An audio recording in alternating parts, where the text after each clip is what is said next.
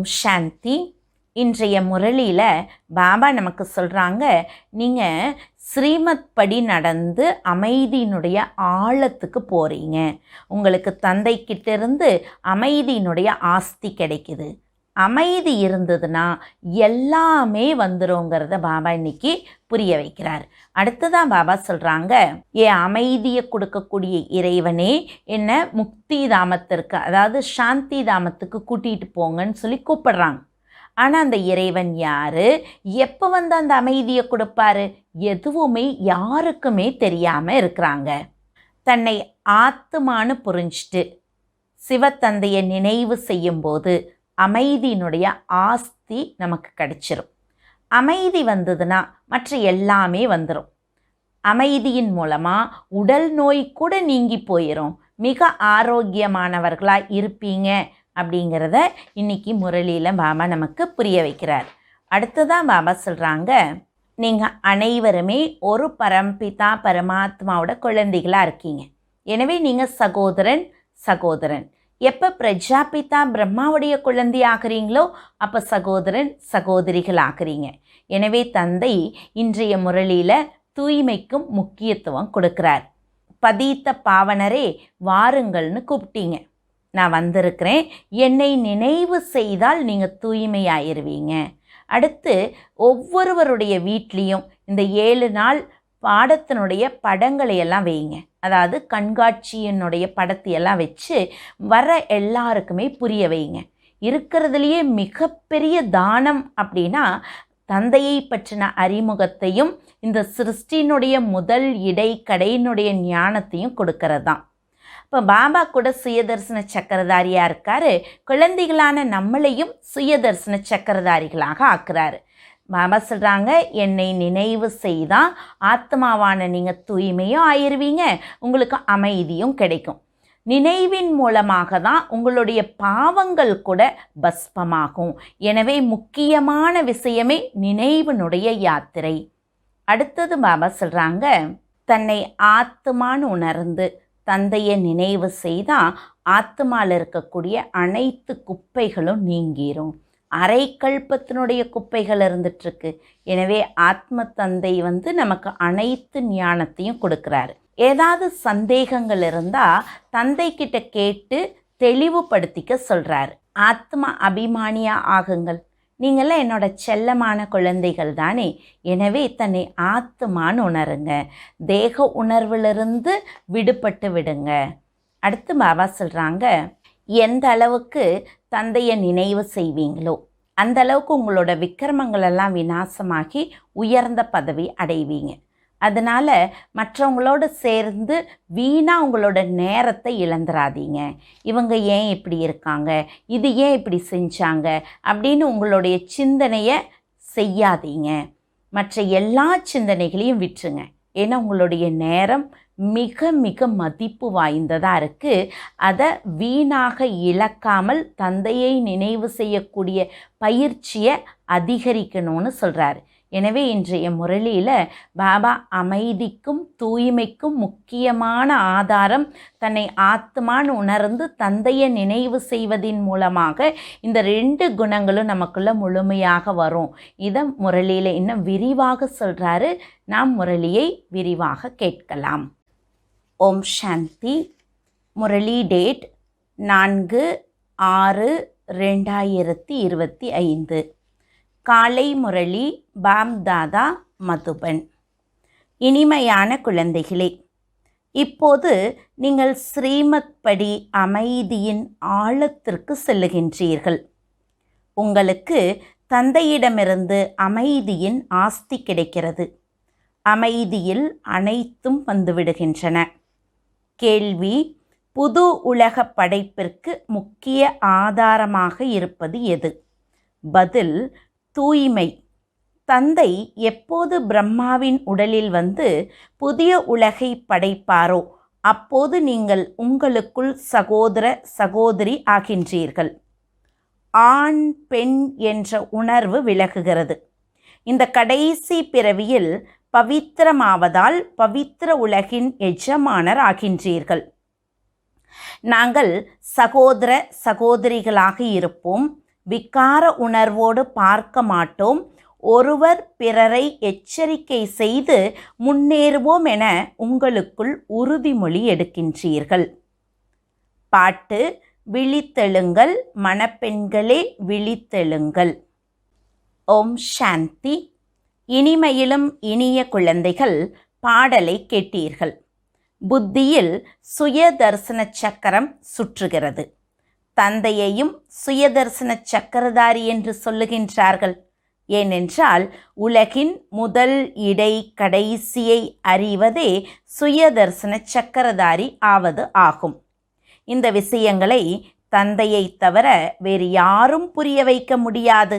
பிராமணர்கள் உங்கள் எல்லாவற்றிற்கும் ஆதாரமாக இருப்பது அமைதி. சாந்தி தேவா, ஏ அமைதியை கொடுப்பவரே என்று எல்லா மனிதர்களும் அழைக்கின்றார்கள். எனினும் அமைதியை கொடுப்பவர் யார் அல்லது சாந்தி தாமத்திற்கு அழைத்து செல்லுபவர் யார் என்பது யாருக்கும் தெரியவில்லை. இது குழந்தைகள் உங்களுக்கு மட்டுமே தெரியும். பிராமணர்களே சுயதர்சன சக்கரதாரிகள் ஆகின்றார்கள். தேவர்களை சுயதர்சன சக்கரதாரிகள் என்று சொல்ல முடியாது. எவ்வளவு இரவு பகல் வித்தியாசம் இருக்கிறது.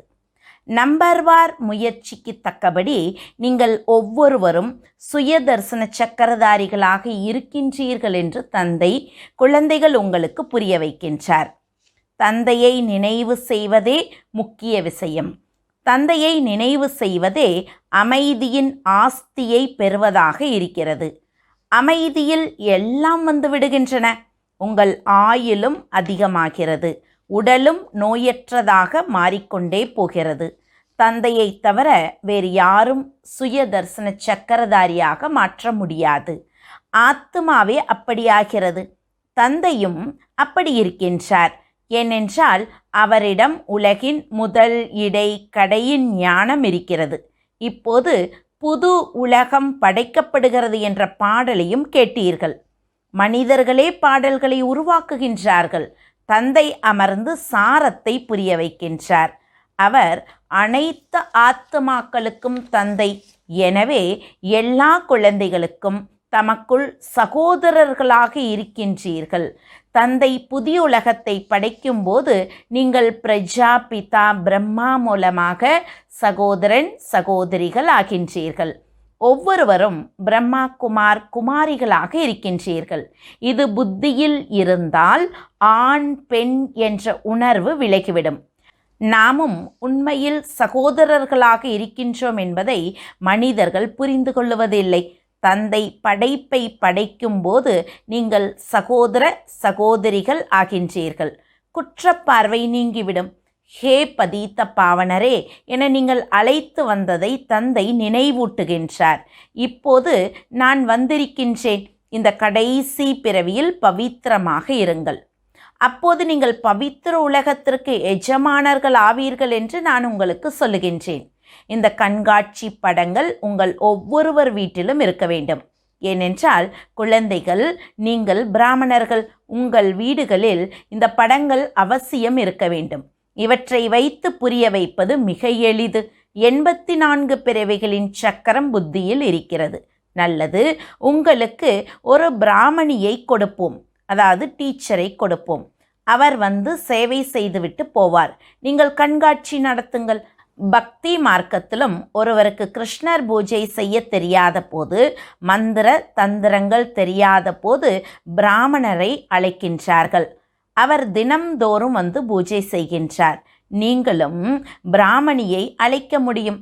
அதாவது கோவிலில் சாமிக்கு பூஜை செய்யறதுக்கு அந்த மந்திரங்களெல்லாம் தெரியலனா பிராமணால வச்சு அவங்க தினமும் அந்த கோவிலில் பூஜை நடத்துவாங்க. அதுபோல் நீங்கள் கூட பிராமணிகளை அழைக்க முடியும். இது மிகவும் எளிது. தந்தை பிரஜாபிதா பிரம்மா மூலமாக உலகை படைத்த போது நிச்சயம் பிரம்மா குமார் குமாரிகள் சகோதர சகோதரிகள் ஆகியிருப்பார்கள். நாம் இருவரும் சகோதர சகோதரியாக இருப்போம். விகார பார்வை பார்க்க மாட்டோம். ஒருவர் பிறரை எச்சரிக்கை செய்து முன்னேறுவோம் என உறுதிமொழி கொடுக்கின்றீர்கள். முக்கியமானது நினைவினுடைய யாத்திரை.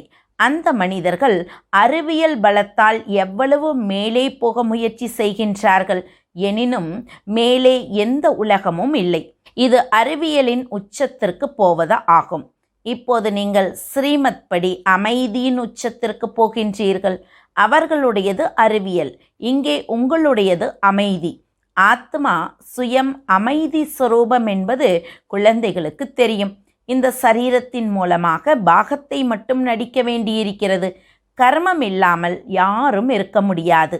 தன்னை உடலிலிருந்து வேறான ஆத்மாவாக உணர்ந்து தந்தையை நினைவு செய்தால் உங்கள் விக்கிரமங்கள் அழியும் என்று தந்தை சொல்லுகின்றார். இது மிக எளிது.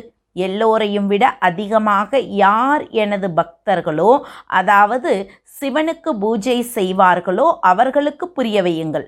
சிவபாபாவிற்கே மிக உயர்ந்த பூஜை நடக்கிறது. ஏனென்றால் அவரே அனைவருக்கும் சத்கதி அளிக்கும் வள்ளல். தந்தை வந்திருப்பது இப்போது குழந்தைகள் உங்களுக்கு தெரியும். அவர் எல்லோரையும் கூடவே அழைத்து செல்லுவார். நாடகப்படி நாமும் நமது நேரத்தில் கர்மாதீத் நிலையை பெறுவோம். பிறகு அழிவு ஏற்படும். ஆத்மாக்கள் நாம் சதோ பிரதானமாக மாறுவதற்கு அதிக முயற்சி செய்ய வேண்டும். தந்தையின் ஸ்ரீமத் படி நடக்க வேண்டும். ஸ்ரீமத் பகவத்கீதை என்று சொல்லுகின்றார்கள். அதற்கு எவ்வளவு பெரிய புகழ் இருக்கிறது. அனைத்து குணங்களும் நிறைந்தவர்கள், முற்றிலும் விக்காரமற்றவர்கள் என்று தேவர்களுக்கு புகழ் பாடுகின்றார்கள். தந்தையே வந்து முழு தூய்மையாக்குகின்றார். எப்போது உலகம் சம்பூர்ண பதீத்தமாகிறதோ அப்போது தந்தை வந்து சம்பூர்ண தூய்மையாக்குகின்றார். நாங்கள் பகவானுடைய குழந்தைகள் என்று எல்லோரும் சொல்லுகின்றார்கள். அப்படியானால் சொர்க்கத்தின் ஆஸ்தியை நிச்சயம் பெற வேண்டும். பிரஜாபிதா பிரம்மா மூலமாக இப்போது நாம் சகோதர சகோதரிகள் ஆகின்றோம். கல்ப முன்பும் தந்தை வந்திருந்தார். சிவ ஜெயந்தி கொண்டாடுகின்றார்கள். நிச்சயம் பிரஜாபிதா பிரம்மாவின் குழந்தையாக இருப்பார்கள். பாபா, நாங்கள் எங்களுக்குள் கம்பேனியனாக ஒருவருக்கொருவர் உதவி செய்பவராக வாழ்ந்து பவித்திரமாக இருப்போம், நீங்கள் சொல்லும் வழியில் நடப்போம் என்று தந்தையிடம் உறுதிமொழி கொடுக்கின்றார்கள். இது ஒன்றும் பெரிய விஷயமில்லை. இப்போது இது கடைசி பிறவி. இது மரண லோகம் அழிய வேண்டும். இப்போது நீங்கள் புத்திசாலியாகி இருக்கின்றீர்கள். ஒருவர் தன்னை பகவான் என்று சொல்லுகின்றார். அனைவருக்கும் சத்கதி கொடுக்கும் வள்ளல் என்று பகவானை சொல்லுவார்கள். அப்படி இருக்க இவர் எப்படி தன்னை அப்படி சொல்ல முடியும்? இருந்தும் இது நாடகத்தின் விளையாட்டு என்பதை புரிந்து கொள்ளுகின்றீர்கள். தந்தை குழந்தைகள் உங்களை சுயதர்சன சக்கரதாரிகளாக மாற்றுகின்றார். இப்போது சேவையில் மூழ்கியிருங்கள் என்று தந்தை சொல்லுகின்றார். ஒவ்வொரு வீட்டிலும் கண்காட்சி நடத்த வேண்டும். இதை போன்ற பெரிய புண்ணியம் வேறு எதுவும் இருக்க முடியாது. ஒருவருக்கு தந்தையின் வழியை சொல்ல வேண்டும். இதைவிட பெரிய தானம் எதுவும் இருக்க முடியாது. என்னை நினைவு செய்தால் பாவங்கள் அழியும் என்று தந்தை சொல்லுகின்றார். ஹே பதீத்த பாவனரே, விடுதலை கொடுப்பவரே, வழிகாட்டியே, வாருங்கள் என இதற்காகவே தந்தையை அழைக்கின்றார்கள். பாண்டவர்கள் என உங்கள் பெயரும் பாடப்படுகிறது. தந்தையும் வழிகாட்டியாக இருக்கின்றார். அவர் அனைத்து ஆத்மாக்களையும் அழைத்து செல்லுவார். அவர்கள் மனித வழிகாட்டிகள், இவர் ஆன்மீக வழிகாட்டி. அது உலகிய யாத்திரை, இது ஆன்மீக யாத்திரை. பக்தி மார்க்க உலகிய யாத்திரை சத்தியுகத்தில் நடப்பது இல்லை. அங்கே நீங்கள் பூஜைக்குரியவராக இருப்பீர்கள். இப்போது தந்தை உங்களை எவ்வளவு புத்திசாலியாக மாற்றுகின்றார். அதனால் தந்தையின் வழியில் நடக்க வேண்டும். ஏதாவது சந்தேகம் இருந்தால் கேட்க வேண்டும். இனிமையிலும் இனிய குழந்தைகளே, ஆத்ம அபிமானி ஆகுங்கள் என்று தந்தை சொல்லுகின்றார். தன்னை ஆத்மா என உணர்ந்து தந்தையை நினைவு செய்யுங்கள். நீங்கள் எனது செல்ல குழந்தைகள் தானே. நீங்கள் அரைக்கல்ப காதலிகள். ஒருவருக்கே அநேக பெயர்களை வைத்திருக்கின்றார்கள். எத்தனை பெயர்கள், எத்தனை கோவிலை கட்டுகின்றார்கள். எனினும் நான் ஒருவராகவே இருக்கின்றேன்.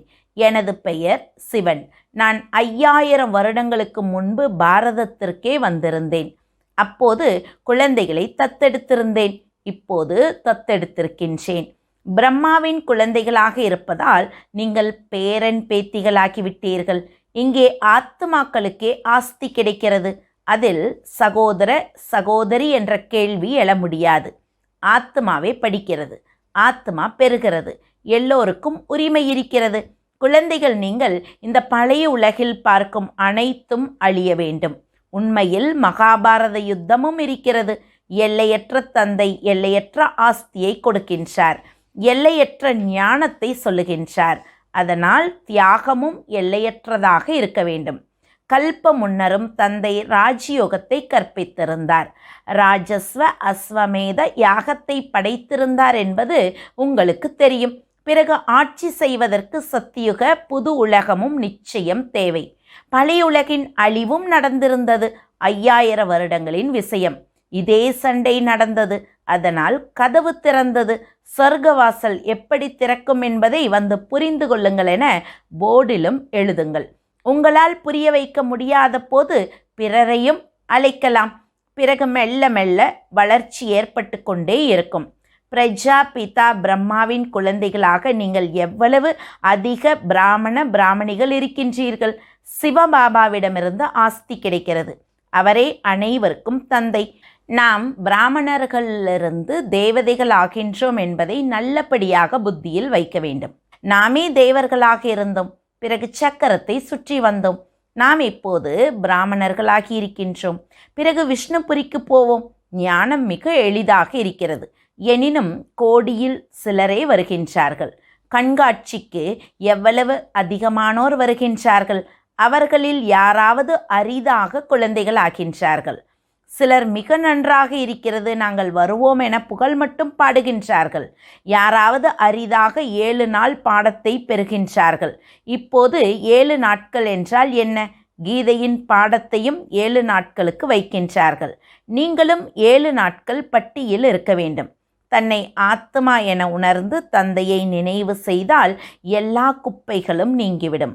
அரைக்கல்ப தேகாபிமானத்தின் மோசமான வியாதியை இப்போது அகற்ற வேண்டும். ஆத்ம அபிமானி ஆக வேண்டும். 7 நாள் பாடம் ஒன்றும் பெரிய விஷயமில்லை. ஒருவருக்கு நொடியில் அம்பு தைக்கலாம். தாமதமாக வருபவர்கள் முன்னால் போக முடியும். நாங்கள் பந்தயம் வைத்து தந்தையிடமிருந்து ஆஸ்தி பெற்றே தீருவோம் என்று சொல்லுகின்றார்கள். சிலர் பழையவர்களை விட வேகமாக போகின்றார்கள். ஏனென்றால் நல்ல நல்ல பாயிண்ட்டுகள் தயாராக இருக்கும் பொருட்கள் கிடைக்கின்றன. கண்காட்சி படங்களை விளக்குவது எவ்வளவு எளிதாக இருக்கிறது. தன்னால் சொல்ல முடியவில்லை என்றால் சகோதரியை கூப்பிடுங்கள். தினம்தோறும் வந்து கதை சொல்லிவிட்டு செல்லுவார். 5000 வருடங்களுக்கு முன்பு இந்த லக்ஷ்மி நாராயணனின் ராஜ்யம் இருந்தது. அது 1250 வருடங்கள் நடந்தது. எவ்வளவு சிறிய கதை. ஹம்சோ தேவதையாக இருந்தோம். பிறகு ஹம்சோ சத்திரியராக, வைஷ்யராக, சூத்திரனாக மாறினோம். ஆத்மாக்கள் நாம் இப்போது பிராமணனாகி இருக்கின்றோம். ஹம்சோ என்பதன் அர்த்தத்தை எவ்வளவு யுக்தியோடு புரிய வைக்கின்றார். விராட ரூபமும் இருக்கிறது. ஆனால் அதில் பிராமணர்களையும் சிவபாபாவையும் அகற்றிவிட்டார்கள். அர்த்தம் எதுவும் புரிந்து கொள்ளவில்லை. இப்போது குழந்தைகள், நீங்கள் நினைவின் முயற்சி செய்ய வேண்டும். மற்ற எந்த சந்தேகமும் வரக்கூடாது. விக்கிரமத்தை வென்று உயர்ந்த பதவி பெற வேண்டுமென்றால் இது ஏன் நடக்கிறது, இவர் ஏன் இப்படி செய்கின்றார் என்ற சிந்தனைகளை விட வேண்டும். இந்த எல்லா விஷயங்களையும் விட்டுவிட்டு நாம் தமோ பிரதானத்திலிருந்து சதோ பிரதானம் ஆக வேண்டும் என்ற ஒரு சிந்தனை மட்டும் இருக்க வேண்டும். எந்த அளவு தந்தையை நினைவு செய்வீர்களோ அந்த அளவு விக்கிரமங்களை வென்று உயர்ந்த பதவி பெறுவீர்கள். மற்ற வீண் விஷயங்களை கேட்டு தனது மூளையை கெடுத்து கொள்ள வேண்டாம். இந்த எல்லா விஷயங்களையும் விட ஒரு விஷயம் முக்கியமானது. அதை மறவாதீர்கள். யார் கூடவும் சேர்ந்து நேரத்தை வீணாக்காதீர்கள். உங்கள் நேரம் மிகவும் மதிப்பு வாய்ந்தது. புயல்களைக் கண்டு பயப்படக்கூடாது. பல சங்கடங்கள் வரும், நஷ்டம் ஏற்படும். எனினும் தந்தையின் நினைவு ஒருபோதும் மறக்கக்கூடாது. நினைவால் தான் தூய்மையாக வேண்டும். முயற்சி செய்து உயர்ந்த பதவி பெற வேண்டும். இந்த பாபா முதியவர். அவரே இவ்வளவு உயர்ந்த பதவி பெறும்போது நாம் ஏன் ஆகக்கூடாது? இதுவும் படிப்புதானே. உங்களுக்கு இதில் எந்த புத்தகத்தையும் எடுத்து படிக்க வேண்டிய அவசியமில்லை. எல்லா கதைகளும் புத்தியில் இருக்கின்றன. எவ்வளவு சிறிய கதைகள். நொடியின் விஷயம். ஜீவன் முக்தி நொடியில் கிடைக்கிறது. தந்தையை நினைவு செய்வதே முக்கிய விஷயம். எந்த தந்தை உங்களை உலகத்தின் எஜமானராக்குகின்றாரோ அவரை நீங்கள் மறக்கின்றீர்கள். எல்லோரும் ராஜா ஆக முடியாது என்று சொல்லுகின்றீர்கள். அரே, நீங்கள் ஏன் எல்லோரை பற்றியும் கவலைப்படுகின்றீர்கள்? எல்லோருக்கும் எப்படி ஸ்காலர்ஷிப் கிடைக்கும் என்று பள்ளிக்கூடத்தில் யாராவது கவலைப்படுவார்களா என்ன? படிப்பதில் இறங்கி விடுவார்கள் தானே. ஒவ்வொருவரின் முயற்சியிலிருந்தும் இவர் என்ன பதவி பெறுவார் என்பதை புரிந்து கொள்ளலாம். நல்லது, இனிமையிலும் இனிமையான காணாமல் போய் கண்டெடுக்கப்பட்ட செல்ல குழந்தைகளுக்கு தாய் தந்தை பாப் தாதாவின் அன்பு நினைவுகளும் காலை வணக்கமும். ஆன்மீக குழந்தைகளுக்கு ஆன்மீக தந்தையின் நமஸ்காரம். ஆன்மீக தந்தைக்கு ஆன்மீக குழந்தைகளின் அன்பு நினைவுகளும் நமஸ்காரமும். தாரணைக்கான முக்கிய சாரம். முதல் பாயிண்ட், இது மிகுந்த மதிப்பு வாய்ந்த நேரம். இதை வீண் விஷயங்களில் இழக்கக்கூடாது. எவ்வளவு புயல் வந்தாலும் நஷ்டம் ஏற்பட்டாலும் தந்தையின் நினைவில் இருக்க வேண்டும். ரெண்டாவது பாயிண்ட், தமோ பிரதானத்திலிருந்து சதோ பிரதானமாகும் கவலை மட்டுமே இருக்க வேண்டும். வேறு எந்த எண்ணமும் ஓடக்கூடாது. ஹம்சோ சோகம் என்ற சிறிய கதையை மிகுந்த யுக்தியோடு புரிந்து கொண்டு பிறருக்கும் புரிய வைக்க வேண்டும். வரதானம். மூழ்கிய நிலையின் அனுபவத்தால் மாயாவை தனது பக்தராக்கும் மாயாவை வென்றவர் ஆகுக. மூழ்கிய நிலையை அனுபவம் செய்வதற்கு உங்கள் அநேக பட்டங்கள் மற்றும் சொரூபங்களை, அநேக குணங்களின் அலங்காரத்தை, அநேகவித மகிழ்ச்சிகளை, ஆன்மீக போதையை, படைப்பவர் மற்றும் படைப்பின் விரிவான பாயிண்ட்டுகளை, பிராப்திகளின் பாயிண்ட்டுகளை நினைவில் வையுங்கள். எது உங்களுக்கு பிடித்ததோ அதை பற்றி சிந்தனை செய்தால் மூழ்கிய நிலை எளிதாக அனுபவமாகும். பிறகு ஒருபோதும் பிறவயமாக மாட்டீர்கள். மாயா சதா காலத்திற்கும் நமஸ்காரம் செய்யும். சங்கமயுக முதலாம் பக்தராக மாயா மாறிவிடும். எப்போது நீங்கள் மாயாவை வென்று மாஸ்டர் பகவான் ஆவீர்களோ அப்போது மாயா பக்தராகும். ஸ்லோகன். உங்கள் சொல்லும் செயலும் பிரம்மா பாபாவிற்கு சமமாக இருந்தால் உண்மையான பிராமணன் என்று சொல்லுவார்கள். அவ்யக்த சைகை. ஆன்மீக ஸ்திதியில் இருக்கும் பயிற்சி செய்யுங்கள். அகநோக்கில் இருங்கள். இல்லறத்தில் இருந்து கொண்டு அதை கடந்த நிலையில் இருப்பதே நினைவில் நிரந்தரமாக இருக்கும் எளிய சாதனம். கடந்த நிலை என்றால் ஆன்மீக ரூபம். அப்படி ஆன்மீக ரூபத்தில் இருப்பவர் சதா விலகியும் தந்தைக்கு பிரியமாகவும் இருப்பார். அவர் என்ன வேண்டுமானாலும் செய்வார். எனினும் வேலை செய்யாமல் விளையாடியதைப் போல் உணர்வார். அவரது ஆன்மீக கண்கள், ஆன்மீக தோற்றம் அப்படி தெய்வீக கண்ணாடி ஆகிவிடும். அந்த கண்ணாடியில் ஒவ்வொரு ஆத்மாவும் எந்த முயற்சியுமின்றி தனது ஆன்மீக சொரூபத்தை பார்ப்பார்கள். ஓம் சாந்தி.